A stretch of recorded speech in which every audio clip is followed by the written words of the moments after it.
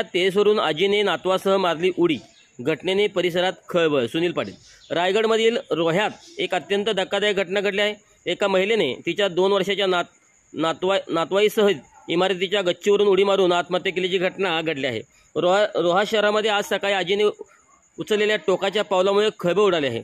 रोहा कोलाड रस्त्यावरील ओम चेंबर बिल्डिंगच्या टेरेसवरून 52 वर्षीय आजीने त्याच्या नातवासह उडी मारली. उर्मिला कोरे असं उडी मारलेल्या आजीचे नाव आहे, तर वेदांत विवेक बोगडे असे नातवाचे नाव आहे. या घटनेत उर्मिला कोरे यांचा जागेवरच मृत्यू झाला, तर त्याच्या जखमी नातवाला तातडीने उपचारासाठी नवी मुंबई येथे MGM रुग्णालयात हलवण्यात आले होते, पण प्रकृती अतिशय चिंताजनक असल्याने रस्त्यातच त्यांचा मृत्यू झाला. या घटनेने रोह्यात एकच खळबळ उडाली आहे. या महिलेनं असं टोकाचं बोल का उचललं, यामागील गूढ वाढला आहे. नेमकं काय घडलं? उर्मिला कोरे यांनी बिल्डिंगच्या टेरेसवरून उडी मारून आत्महत्या केली.